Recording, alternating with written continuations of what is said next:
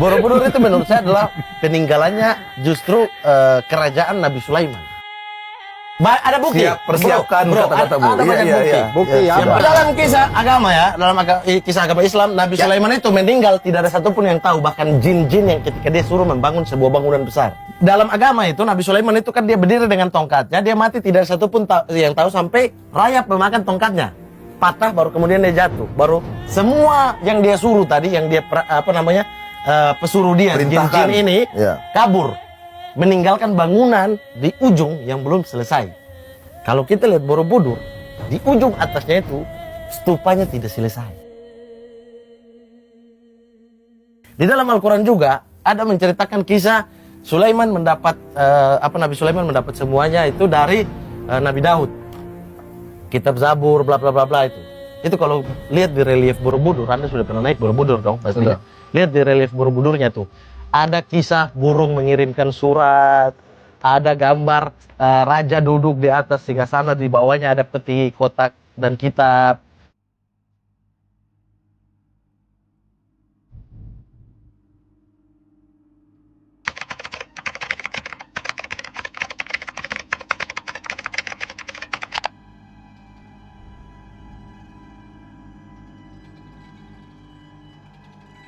Apa kalian pernah mendengar sebelumnya tentang pendapat yang mengatakan bahwa Candi Borobudur itu adalah bekas peninggalan Nabi Sulaiman?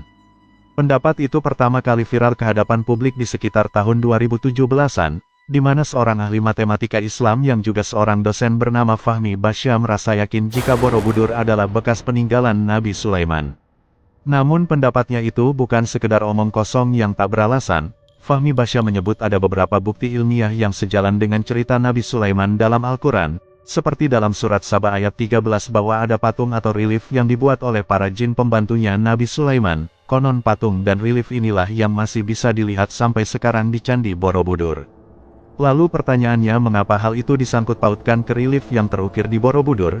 Jadi selain karena bentuk ukiran-ukirannya yang mustahil dilakukan oleh manusia di zaman itu, alasan lainnya karena relief-relief di Candi Borobudur seperti menceritakan sebuah kisah yang sama dengan cerita Nabi Sulaiman dalam Al-Quran, seperti relief ketika Ratu Balkis mengangkat gaunnya karena dia mengira lantai itu air. Juga ada relief yang menceritakan tentang Nabi Yunus ketika akan dimakan ikan. Fahmi Basya menyebut Nabi Sulaiman bisa mengetahui Nabi Yunus nantinya akan dimakan ikan karena beliau melihat isi dari kitab Zabur yang diturunkan Allah kepada ayahnya yaitu Nabi Daud. Selain itu banyak lagi relief-relief lain yang sejalan dengan cerita Nabi Sulaiman. Bahkan letak-letak urutan stupa dalam lingkaran Borobudur hingga pada jumlah stupanya pun tidak sembarangan, melainkan sebuah kode tertentu. Agar mudah dipahami mengenai penjelasan kode apakah itu kalian bisa cek di YouTube-nya Fahmi Basya. Yang terakhir adalah bukti kerajaan Ratu Balkis yang hilang. Dalam Al-Quran disebut jika bawahan Nabi Sulaiman yang sakti sanggup memindahkan kerajaan Ratu Balkis ke hadapan Nabi Sulaiman bahkan sebelum kedipan mata. Kerajaan Ratu Balkis menurut pendapat Fahmi Basya adalah keraton Ratu Boko yang terletak sekitar 30 km lebih dari Borobudur, yang dimana jika dilihat sekarang di kawasan keraton Boko seperti sebuah peninggalan kerajaan yang hilang.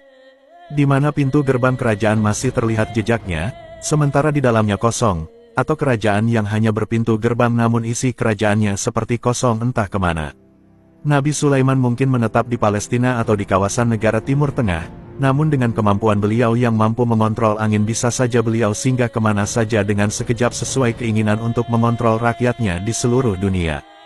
Namun benar atau tidaknya mengenai pendapat Fahmi Basya mengenai Borobudur peninggalan Nabi Sulaiman hanya Allah yang tahu. Bahkan Bapak Fahmi sempat menantang secara terbuka di festival arkeologi mengenai Borobudur dibangun di abad ke-8 oleh dinasti Shailendra itu tidak mempunyai bukti yang otentik. Lalu bagaimana menurut kalian?